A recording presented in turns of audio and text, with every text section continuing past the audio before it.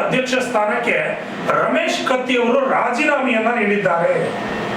ನೋವಾಗಿ ರಾಜೀನಾಮೆಯನ್ನ ನೀಡಿದ್ದೇನೆ. 42 ವರ್ಷದಲ್ಲಿ ಇಂತಹ ಪರಿಸ್ಥಿತಿ ಬಂದಿರಲಿಲ್ಲ. 27 ವರ್ಷಕ್ಕೆ ಉತ್ತಮವಾಗಿ ಕಾರ್ಯವನ್ನು ನಿರ್ವಹಿಸಿದ್ದೇನೆ. ನೋವಾಗಿ ರಾಜೀನಾಮೆಯನ್ನ ನೀಡಿದ್ದೇನೆ ಅಂತ ಒಂದು ಕಡೆ ಹೇಳ್ತಾರೆ, ಇನ್ನೊಂದು ಇಲ್ಲ ನನಗೆ ರಾಜೀನಾಮೆ ನೀಡಬೇಕನ್ನಿಸ್ತು, ರಾಜೀನಾಮೆಯನ್ನ ನೀಡಿದ್ದೇನೆ ಅಂತ ಹೇಳ್ತಾರೆ. ಇಲ್ಲಿ ಕನ್ಫ್ಯೂಷನ್ ಆಗುತ್ತೆ. ರಾಜೀನಾಮೆ ಯಾಕೆ ನೀಡಿದ್ದಾರೆ ಅನ್ನೋದು ಕೂಡ ಗೊತ್ತಿಲ್ಲ. ಯುವಕರಿಗೆ ಪ್ರೋತ್ಸಾಹ ಕೊಡುವ ಸಲುವಾಗಿ ರಾಜೀನಾಮೆಯನ್ನ ನೀಡಿದ್ದೇನೆ ಅಂತ ಹೇಳಿದ್ದಾರೆ. ಏನು ಹೇಳಿದ್ದಾರೆ ಅವರು ಮಾಧ್ಯಮದವರ ಜೊತೆ ಮಾತನಾಡಿ ನೀವೇ ನೋಡ್ಕೊಂಡು. ಇಂದು ಮಾಧ್ಯಮದವರ ಜೊತೆ ಮಾತನಾಡಿದ ಅವರು, ನನಗೆ 60 ವರ್ಷ ಆದ ಕಾರಣ ರಾಜೀನಾಮೆ ನೀಡಿದ್ದೇನೆ. ಎಲ್ಲ ನಿರ್ದೇಶಕರು ಒಗ್ಗಟ್ಟಾಗಿ ಇದ್ದೇವೆ. ಎಲ್ಲರ ಜೊತೆ ವಿಚಾರ ಮಾಡಿ ರಾಜೀನಾಮೆ ಮಾಡಿದ್ದೇನೆ. ಅವಿಶ್ವಾಸ ನಿರ್ಣಯ ಮಾಡುವ ಚರ್ಚೆ ಆಗಿಲ್ಲ. ಯಾವುದೋ ನಿರ್ದೇಶಕರು ನನ್ನ ವಿರೋಧಿ ಕೆಲಸ ಮಾಡಿಲ್ಲ. ಪಕ್ಷಾತೀತವಾಗಿ ಎಲ್ಲರೂ ಸಹಕಾರ ಮಾಡಿದ್ದಾರೆ. DCC ಬ್ಯಾಂಕಿನಲ್ಲಿ ಯಾವುದೇ ಬಣ ರಾಜಕಾರಣ ಇಲ್ಲ. ಹೊಸಬರಿಗೆ ಅವಕಾಶ ಮಾಡಿಕೊಡುವ ನಿಟ್ಟಿನಲ್ಲಿ ರಾಜೀನಾಮೆ ನೀಡಿದ್ದೇನೆ ಎಂದು ಹೇಳಿದ್ದಾರೆ. ಕೆಲಸ ಮಾಡಿದ ಸಂದರ್ಭದಲ್ಲಿ ಇವತ್ತು ವಿಶೇಷವಾಗಿ ರಾಜೀನಾಮೆ ಕೊಡೋಕೆ ಮೊದಲನೇ ಕಾರಣ 60 ಆದು ನನಗೆ 60 ಅಂದ್ರೆ ಬಹುಶಃ ಭಾಳ ಮಂದಿ ಮುಂದೆ ಹೇಳಿದನ್ನ ಯಾವಾಗ ಗಮನಕ್ಕೆ ಬಂದರು. ಅವಾಗ 60 ವಯಸ್ಸಿಗೆ ಬಿಡೋದು 60 ಆಕೈತಿ ಬಿಡೋದು ಅಂತ ಹೇಳಿ ಇಷ್ಟ. ಅದು 21ನೇ ತಾರೀಕು ಐತಿ ನಂದ. 21ಕ್ಕೆ ನಂಗೆ 60 ಮುಗಿತಾವು. ಈಗ ಮಾಡಿ ನಾ ಕೊಟ್ಟದ್ದು 3 ತಾರೀಕಿನ ಕೊಟ್ಟಿದ್ದರು.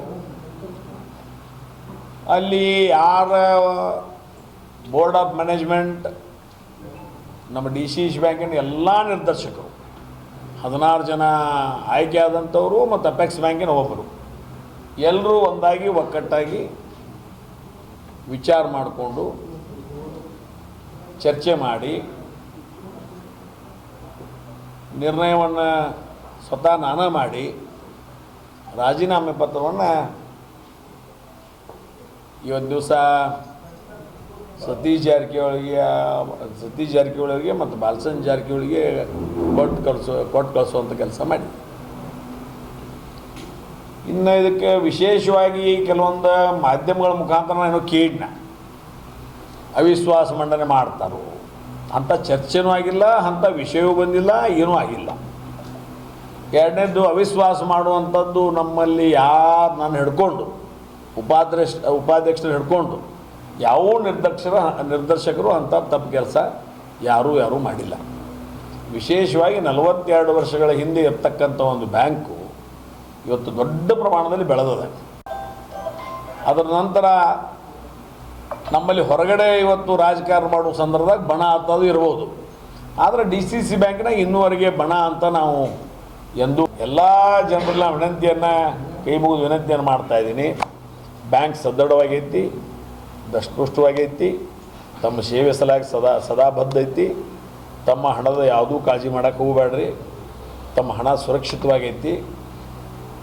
ಅದಕ್ಕೆ ಯಾರೂ ಇನ್ನು ಮತ್ತೆ ಬೇಕಾದ್ರೆ ನಿಮಗೆ ಯಾವುದೇ ಹೊಸ ರೀತಿ ನಮಗೆ ಈ ಒಕ್ಕಲ್ತನಕ್ಕೆ ಬೇಕಾಗಿರ್ತಕ್ಕಂಥ ಸಾಲ ಸೌಲಭ್ಯ ಬೇಕಾದ್ರೆ ತಾವು ತೊಗೊಳ್ರಿ, ಮತ್ತು ನಾವು ಕೊಡ್ತೀವಿ.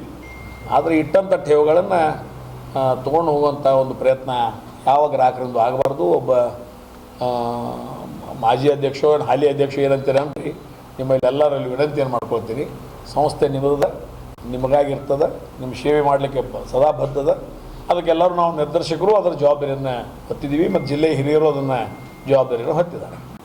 ಈ ನಂದು ಅದು ಹೊಸ ಅಧ್ಯಕ್ಷರಾದ ಕೂಡಲೇ ಒಬ್ಬ ನಿರ್ದೇಶಕನಾಗಿ ಅಲ್ಲಿ ನನ್ನ ಕೆಲಸನ ನಿರ್ವಹಿಸ್ತಾನೆ. ಜಿಲ್ಲೆಯ ಎಲ್ಲ ತಾಲೂಕಿನ ಬಗ್ಗೆ ಲಕ್ಷ್ಯ ಇಡ್ತಾನೆ.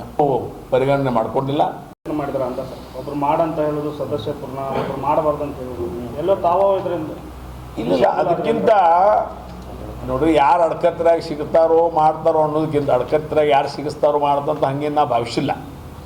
ಮೊದಲೇದ್ದು ನಿಮಗೂ ಬಹುಶಃ ಗೊತ್ತಿರ್ಬೋದು, ನಾ ಎಲ್ಲೆಲ್ಲಿ ಅವಕಾಶ ಸಿಕ್ಕಾಗ ನಾ ಮಾತಾಡಿರ್ತದೆ.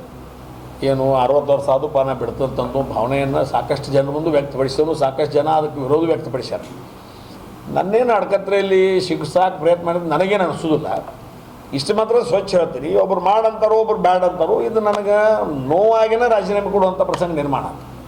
ಯಾಕಂದ್ರೆ ಒಂದು ಕನ್ಕ್ಲೂಷನ್ಗೆ ಬಂದು ಹೇಳಬೇಕು, ಒಬ್ರು ಮಾಡನ್ನವ್ರ ಒಬ್ರು ಬಿಡ ಅನ್ನವ್ರ. ಯಾಕಂದ್ರೆ ಒಂದು ಈ ಶಿವ ತಾ ನಡೆದು ಬಂದಂಥ ದಾರಿಯನ್ನು ಶಿವಾಲೋಕನ ಅಂತ ನಾವು ಅಂತೀವಿ. ಯಾವಾಗೂ ನೀವು ಶಿವನ ನೋಡ್ರಿ, ಬಾಕಿ ಪ್ರಾಣಿಗಳಿಗಿಂತ ಶಿವ ಅನ್ನೋದು ಏನೈತಿ, ಅದು 10 ಹೆಚ್ಚು ನಡೆದ ಕೂಡಲೇ ಹಿಂದೆ ತಿರುಗಿ ನೋಡೋದೈತೆ. ಅದಕ್ಕೆ ಅವಲೋಕನ ಅನ್ನೋದು ಶಿವಾಲೋಕನ ಅಂತೀವಿ ನಾವು. ಹಾಗೆ ಈಗ ನಾನು 42 ವರ್ಷ ನಡೆದು ಬಂದ ದಾರಿಯನ್ನು ಒಮ್ಮೆ ನಾನು ಎಣಿಕೆ ಹಾಕಿ ನೋಡಿದಾಗ 42 ವರ್ಷದಲ್ಲಿ ಇಂಥ ಪರಿಸ್ಥಿತಿ ಬಂದಿರಲಿಲ್ಲ. ಅದನ್ನು ನೋಡಿದಾಗ ಎಲ್ಲೋ ಒಂದು ಸ್ವಲ್ಪ ಯಾಕೆ ಕನ್ಕ್ಲೂಷನ್ಗೆ ಬರುವಾರು ಅನ್ನುವಂಥ ಭಾವನೆ ನನ್ನ ಮನದಲ್ಲಿ ಬರ್ತಿತ್ತು. ಮತ್ತು ಯಾರೂ ನನ್ನ ಕೊಡ್ರಿ ಅಂತ ಕೇಳಿಲ್ಲ ಅಥವಾ ಯಾರೂ ಉದ್ದೇಶಪೂರ್ವಕವಾಗಿ ಹಾಗೆ ಹೀಗೆ ಅಂತ ಏನು ಮಾಡಿಲ್ಲ. ಇದು ಕನ್ಕ್ಲೂಷನ್ಗೆ ಬರದೇ ಹೋದಂಥ ಸಂದರ್ಭದಲ್ಲಿ ಅನಿವಾರ್ಯವಾಗಿ ನಾನೇ ಅದನ್ನು ಎಕ್ಸ್ಪ್ರೆಸ್ ಮಾಡಿ ಹಿರಿಯರ ಮುಂದೆ ನಾನು ಕೊಡ್ತೇನೆ ರೀ, ಮತ್ತು ತೊಗೊಳ್ರಿ, ಮತ್ತು ಮುಂದೆ ಚೆನ್ನಾಗಿ ನಡ್ಸ್ಕೊಂಡು ಹೋಗೋದು, ಸಂಸ್ಥೆ ಅಡಚಣೆ ಬರೋದು ಬೇಡ. ಯಾಕಂದ್ರೆ ಸಂಸ್ಥೆ ವಿಶೇಷವಾಗಿ ಫೈನಾನ್ಷಿಯಲ್ ಇನ್ಸ್ಟಿಟ್ಯೂಷನ್ ಅದಕ್ಕೆ ಡೈರೆಕ್ಟ್ ಅಲ್ಲೇ ಆಫೀಸ್ಗೆ ಹೋಗ್ತಿರ್ತಾರೆ ಹಾಂ ಡ್ರೈವರ್ ಇದಿರಲ್ಲ ಅದಕ್ಕೂ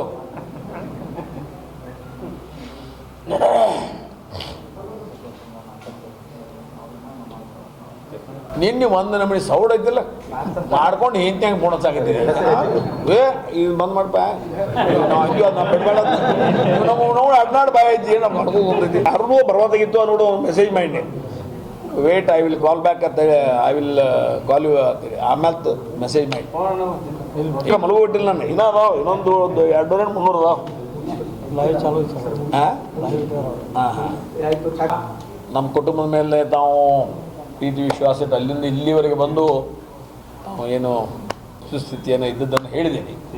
ಇನ್ನೂ ಮುಂದೆ ಇದೇ ರೀತಿಯ ಸಹಾಯ ಸಹಕಾರ ಒಬ್ರಿಗೊಬ್ರು ಮಾಡ್ಕೊಂಡು ಹೋಗೋಣ. ನೋಡ್ರಿ ನಾಯ್ಕರೆ ಎಲ್ಲರೂ ಕರ್ಕೊಂಡು ಥ್ಯಾಂಕ್ ಯು. ಚಾ ಚಾ ಶಶಿಧರ್ ಕೋಕಟ್ನೂರ್, RJ32 ಕನ್ನಡ ನ್ಯೂಸ್, ಚಿಕ್ಕೋಡಿ.